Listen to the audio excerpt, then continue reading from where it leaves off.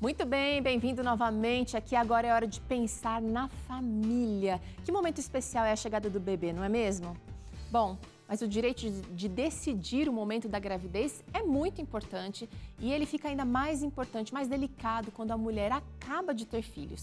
Cabe a ela decidir quando e se vai ter outro bebê, já que a chegada de um filho altera totalmente a sua rotina e demanda muita atenção, muita dedicação. A fase que se segue ao parto requer atenção especial para evitar uma nova gravidez. E embora o aleitamento ajude a impedir o início de uma nova gestação, essa proteção é de segurança mediana, já que se depara com uma série de condições. Mas a gente quer entender melhor esse assunto e entender como escolher o melhor método contraceptivo durante a amamentação. Hoje, a gente está conversando aqui com a ginecologista, a doutora Kádia Frois, que vai falar um pouquinho mais sobre quais são os métodos contraceptivos disponíveis e como você pode escolher da melhor maneira. Doutora Kádia, bem-vinda ao Vida e Saúde, tudo bem? Oi, bom dia, tudo bem, Teru? Bom dia a todos, telespectadores. Prazer estar aqui, como sempre. Eu estou muito feliz que você esteja aqui com a gente, porque além de falar, além de ensinar muito seus pacientes sobre isso, você também está vivendo uma fase muito gostosa da sua vida com sua pequenininha aí nos braços, trabalhando. Estou com uma bebezinha de 1 mês e meio. Estou nessa fase do puerpério, como muitas mulheres aí que estão assistindo o programa. Então, acho que tem uma propriedade até para falar sobre isso agora, nesse momento, né? Com certeza, está vivendo intensamente aí tudo que você já estudou, já sabe.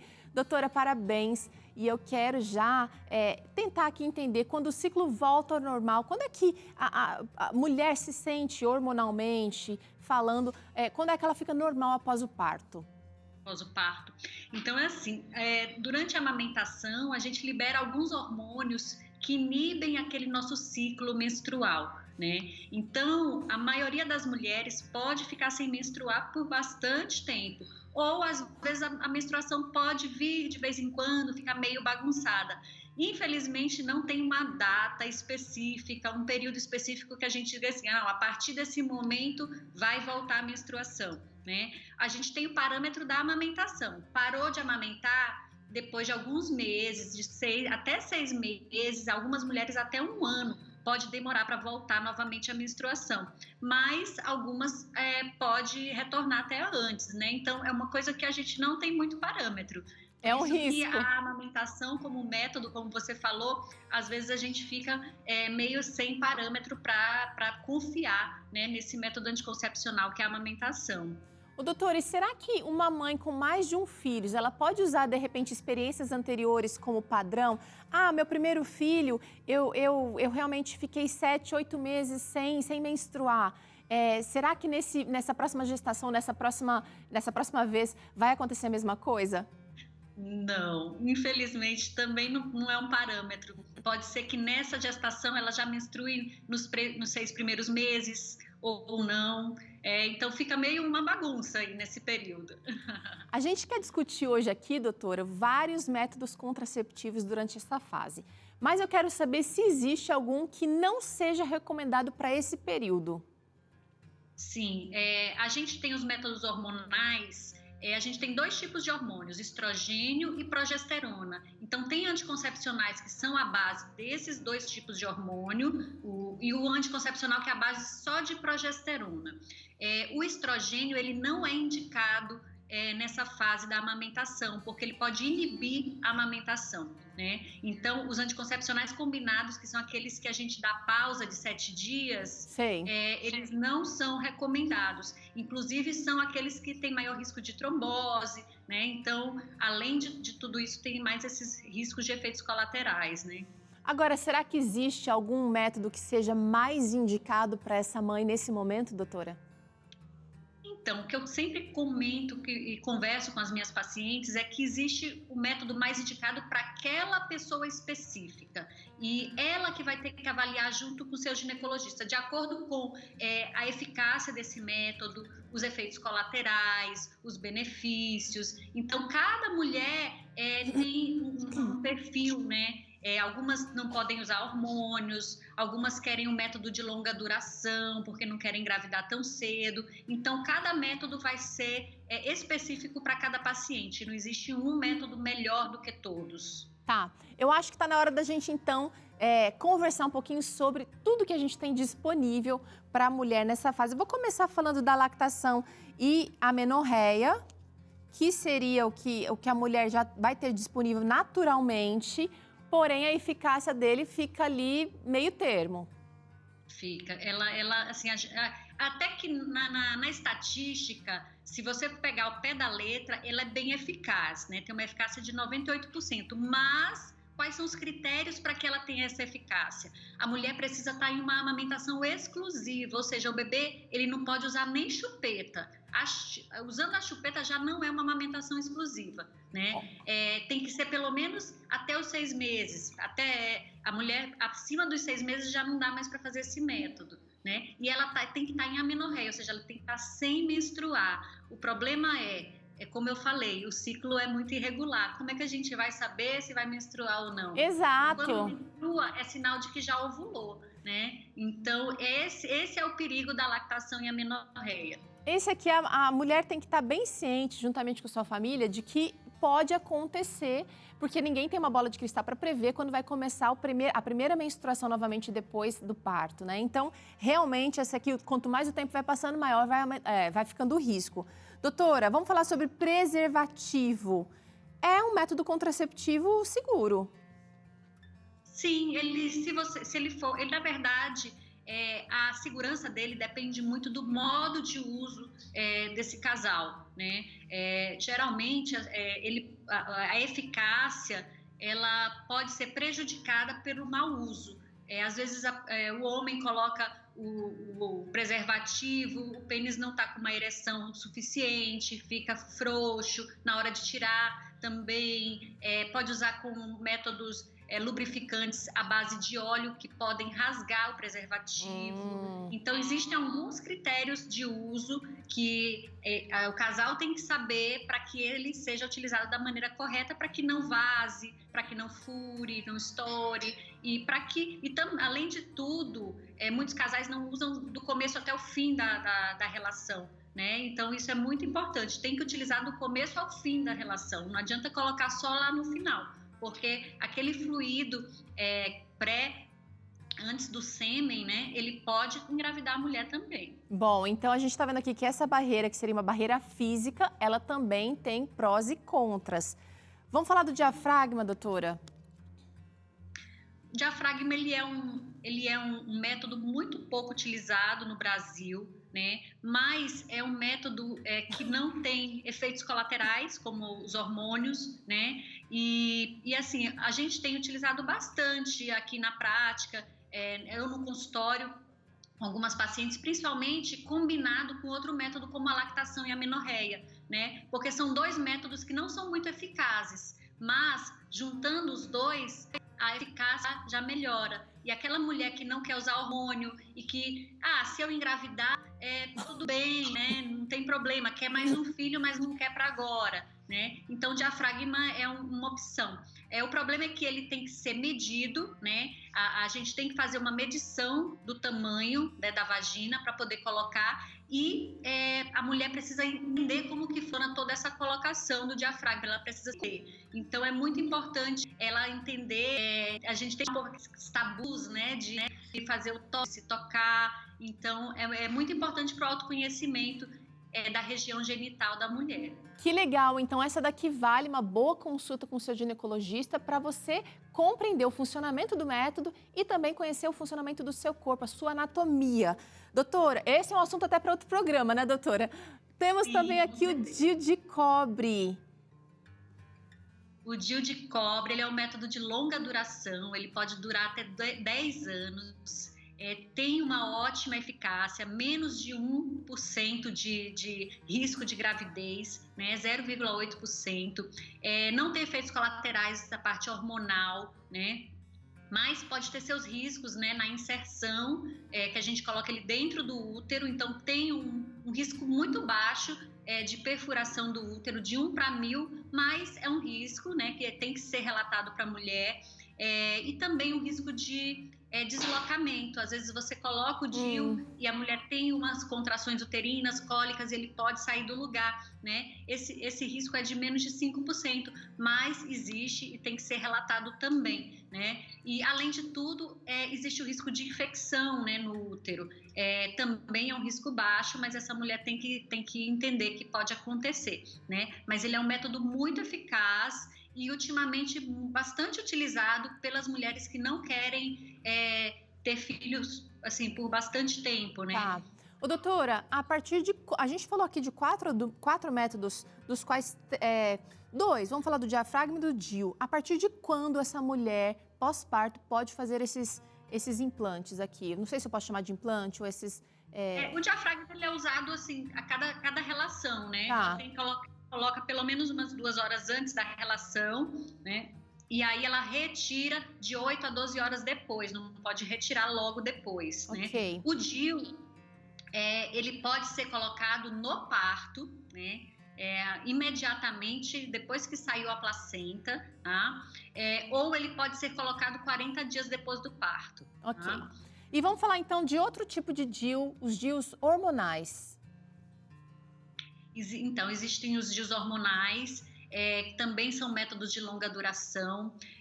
Também existem aqueles mesmos riscos em relação ao DIU de cobre, de perfuração, de deslocamento, de infecção. A de infecção é menor por causa do mecanismo de ação desse DIU. A quantidade de hormônios que tem no DIU hormonal, ela é 10 vezes menor do que a pílula. Então, os efeitos colaterais vão ser bem menores do que aqueles feitos pela pílula utilizada nesse período. Tá. A diferença do DIU de cobre para o DIU hormonal é que o DIU de cobre ele pode causar um sangramento menstrual um pouco mais exacerbado. O fluxo pode ficar mais intenso, a quantidade de dias da menstruação pode ficar maior. E o DIU hormonal não, muito pelo contrário, ele pode fazer até essa mulher ficar sem menstruar, porque esse hormônio ele vai afinar aquela camadinha de dentro do útero que menstrua e a mulher acaba ficando sem menstruar, porque ela pode ter alguns escapes, né, que são um pouquinho mais chatos, mas a maioria das mulheres tem uma satisfação muito grande com esse tipo de DIU. Ô, doutora, só um parênteses aqui, esse fato de não menstruar, fica uma pulga atrás da orelha de muita gente achando que, nossa, está acumulando sujeira ali no útero, isso não é saudável. Nesse caso, o fato de não menstruar não significa um problema, né? Você acabou de explicar que ele afina a camada que descamaria. Isso realmente é um mito, né? Porque a menstruação, até mesmo com o anticoncepcional, a pílula, ela é uma menstruação falsa, né? Simbólica, digamos. É só porque parou o método, aí descama o útero, né? Então, essa história de vai acumular sujeira, isso na verdade é mito. Okay. O que acontece é que o ideal é que a mulher entenda a fisiologia do seu ciclo menstrual para que ela tire todos esses mitos da cabeça dela, né? Tá. Na verdade, a menstruação é o quê? É só uma preparação ali do endométrio para engravidar e não veio o embrião, aí o endométrio vai se descamar, né? Mas a mulher que usa métodos hormonais, ela não tem essa preparação. Então, ela não é uma menstruação falsa. Aí não tem a necessidade, né? Não tem. Doutora, vamos trazer aqui agora, vamos falar um pouquinho sobre implante hormonal. Olha, você aí de casa que está ouvindo a doutora Cádia falar aqui, pode surgir outras dúvidas, você deve conversar com o seu ginecologista. Ela falou aqui no começo da nossa conversa que cada pessoa tem as suas particularidades. Pode ser que você seja alérgica a um método desses, de repente o cobre aqui vai causar mais desconforto. Então é muito importante você discutir com o seu parceiro, com a família e também com o profissional que vai te acompanhar. Agora é para você conhecer as possibilidades. Doutora, qual a diferença de um DIU para um implante hormonal? Então, eles são muito parecidos em termos de efeitos colaterais e de mecanismo de ação, porque é o mesmo tipo de hormônio. O hormônio utilizado nesses métodos é o progestágeno, é derivado da progesterona, que é aquele hormônio da gravidez. É um hormônio que não tem risco de trombose, tá? Então, pode até ser utilizado em pacientes que já tiveram casos de trombose. E a quantidade de hormônio no DIU hormonal é mais baixa do que no implante. Né? O implante hormonal ele é considerado o método mais eficaz de todos. Ele é mais eficaz, inclusive, do que a laqueadura, do que a ligadura das Uau! trompas, né? Ele tem uma chance de gravidez de 0,05%, tá? E ele dura 3 anos, né? Ele é um bastãozinho que a gente implanta dentro da pele, né? Na região subcutânea, e é bem fácil a inserção, a gente coloca com uma anestesia local, e ele fica lá por 3 anos. Depois de 3 anos, o médico vai com anestesia local e retira também. É um bastãozinho pequenininho, de 4, 5 centímetros, mais ou menos. Eu vou alterar a ordem aqui das coisas, doutora, porque queria que você falasse um pouquinho sobre os injetáveis, mas assim, o mecanismo de liberação desses hormônios, tanto do implante hormonal como dos injetáveis, como é que é feito? Porque aqui eu sei que é uma alta dosagem de hormônio que a mulher recebe, e aqui, como é que é feito para regular essa liberação hormonal? Isso, na verdade, a farmacocinética, né, deles, ela é feita justamente para isso, para liberar aos pouquinhos, né? Ok. O implante ele é um plásticozinho que vem o hormônio dentro e aos pouquinhos ele vai liberando a cada dia, né? O injetável, os hormônios são muito parecidos, todos são hormônios progestágenos, né? E no injetável é isso que você falou, ele é uma grande dose, mas ele vem como microbolinhas que vão sendo liberadas a cada dia, né? Legal a gente conversar sobre isso aqui, viu, doutora? Efeitos colaterais aqui nesses 2 casos, doutora. Eu queria falar agora porque justamente os 3 são hormônios parecidos. Os efeitos colaterais dos 3 vão ser muito parecidos. Lógico que o DIU vai ter menos, porque ele tem menos quantidade de hormônio, né? Mas o implante dos injetáveis é bem parecido. Como é um hormônio que a gente tem na gravidez, né? Então a gente tem que lembrar quais são aqueles sintomas que a mulher tem na gravidez. Fica mais inchada, a mama fica mais dolorida, pode ter mais acne, né? Então são esses os principais efeitos colaterais desses hormônios. E também, devido ao mecanismo de ação, que ele faz aquele afinamento daquela camada interna do útero, que é o endométrio, ele pode causar escapes menstruais, sangramentos chatinhos que podem durar 1 semana, 15 dias, mas em pequena quantidade, aquela borrinha de café, né? E se a mulher não souber que isso é normal, ela pode ficar preocupada, achando que o método não está funcionando bem, mas isso é próprio do método mesmo, tá? Que bom conhecer já por aqui, mas depois vale a conversa com o especialista. As pílulas, doutora, você falou que são... a gente tem muita coisa disponível na farmácia e dá para comprar sem receita. Qual é aqui a ressalva, doutora?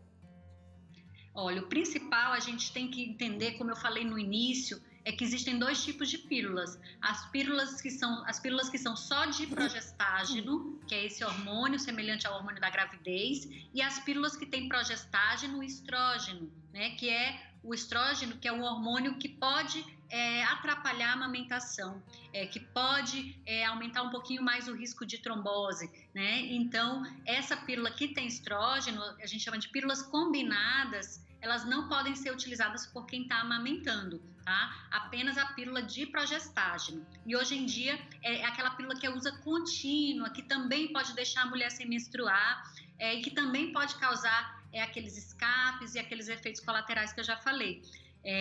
E o principal é que ela tem sempre que ser utilizada no mesmo horário, certinho, todos os dias, senão ela pode perder sua eficácia. Todos esses métodos têm uma ótima eficácia, tá? Principalmente esses métodos de longa duração, como o DIU e como o implante hormonal, como eu já falei. Tá. Vamos falar da pílula do dia seguinte, doutora. Também seria um método meio que de emergência, eu diria. Sim, ele só deve ser utilizado realmente em uma emergência. Por quê? Porque ele tem uma alta quantidade de hormônios. Esse hormônio também é o progestágeno, também por isso ele pode ser utilizado durante a amamentação, apesar de ser uma alta dose, né? Mas ele não vai atrapalhar a amamentação, não vai cortar a amamentação, tá? Então, assim, a mulher usou a camisinha furou, rasgou, ou esqueceu o método, pode utilizar, mas sempre lembrando que não se deve utilizar com frequência. E ele é tomado em dose única ou em 2 doses, dependendo do tipo de pílula. Uhum. E o ideal é que seja tomado nas primeiras 24 horas até no máximo as 72 horas. O método de ação da pílula, ela impede que o espermatozoide encontre com o óvulo. Imediatamente ela já faz um tampão ali no colo do útero, faz um espessamento no endométrio, no muco do endométrio lá dentro do útero, para que ele não consiga ali encontrar com o óvulo naquele momento. Por isso tem um índice de falha, porque se ela tomou esse óvulo, já tiver sido fecundado, aí não tem jeito. Doutora, vamos falar da laqueadura por último agora, que também é um método, mas ele tem que ser sido planejado lá, de repente, quando foi feito o parto, ou até que se faça, tem que ser usado um outro método contraceptivo, né? Isso mesmo. A laqueadura, ela é regida por uma lei aqui no Brasil, né? E por essa lei, qualquer mulher ou homem com mais de 25 anos, ou que tenham 2 filhos, pelo menos, ela tem direito a fazer a laqueadura. Ela não pode ser feita durante o parto, né? Pela lei, não pode ser feita no parto, ou seja, a mulher, eu vou fazer uma cesariana porque eu quero fazer laqueadura. Por lei, não pode ser feito isso, tá? E o ideal é que ela tenha programado essa cirurgia pelo menos 60 dias antes desse período, que seja feito um acompanhamento com o psicólogo, com o próprio ginecologista, explicando todos esses métodos, até porque, como eu falei, existem métodos que são mais eficazes do que a laqueadura. Verdade. Até a própria laqueadura tem seu índice de falha, né? Eu mesma já fiz parto de mulher que já fez laqueadura. Me fala uma coisa. A gente não sabe por quê, mas o corpo, ele dá um jeito ali de quando é para ser, né? Eu já conheci mulheres que fizeram a laqueadura e que realmente gestaram novamente. Doutora, é reversível a laqueadura? Então, de repente, a mulher fez, se arrependeu e ela quer... São reversíveis, sim, tá? Mas existem alguns... Tem que se ver qual a técnica que foi feita, né? Às vezes, retira completamente a trompa, aí não tem jeito, né? Quando ele só corta ou só liga ali, às vezes dá pra gente reverter. Entendi. Olha, uma conversa com um especialista vale ouro. Então, olha, doutora, a gente vê que métodos, eu queria saber, na verdade, se métodos comportamentais são eficazes durante a amamentação. Acho que é bom explicar o que seriam esses métodos comportamentais. Sim. O que são os métodos comportamentais, né? São aqueles métodos que são baseados na época fértil, no período fértil da mulher, né? A tabelinha, o método Billings, que é do muco cervical, a avaliação do muco cervical. Como eu falei, a mulher, ela fica com um ciclo muito bagunçado nessa fase, né? Então, fica muito difícil dela avaliar quando ela vai ovular. Então, por causa disso, esses métodos comportamentais não são recomendados, tá? Além de não serem eficazes nessa fase, eles não são recomendados. Existe outro método comportamental que é o coito interrompido, né? É quando a relação sexual, o homem retira o pênis da vagina no momento da ejaculação. É um método que também não é muito eficaz, a chance de gravidez é de 26 a cada 100 mulheres, então uma chance muito alta. Lembrando, por exemplo, que o anticoncepcional é de 3 a cada 100 mulheres, né? Então a eficácia é muito baixa do coito interrompido e a gente vê muitas mulheres, muito casal fazendo isso, né? E além de tudo, né, a satisfação na relação sexual, ter que, né, interromper a relação ali no momento principal é mais complicado. Então, assim, existem tantos métodos, né? Por que você vai usar justamente um que é menos eficaz? Então, acho que tem que avaliar tudo isso. É verdade. É por isso que a gente está tendo essa conversa aqui com a doutora Kádia, porque a gente quer aqui colocar na mesa todas as possibilidades para que você se planeje, para que você tenha uma vida um pouco mais tranquila, porque a chegada de um bebê é uma bênção, aquele ser humaninho ali é uma bênção, mas pode não, certamente vai alterar todo o seu entorno, todas as rotinas ali envolvidas. Doutora Kádia, muito obrigada mais uma vez por participar com a gente. E quem quiser conhecer mais sobre o trabalho dela, acessa lá no Instagram, @doutora-Kádia-Frois, Kádia com K. E você vai conhecer, ela está postando muita coisa legal ali, justamente porque esse momento da amamentação, pós-parto, está muito legal acompanhar. Obrigada, doutora. Imagina, eu que agradeço. Só lembrando que no Instagram tem um e-book grátis, um livro online grátis, só sobre métodos contraceptivos. Muito bom, para fechar com chave de ouro. Obrigada, doutora Kádia.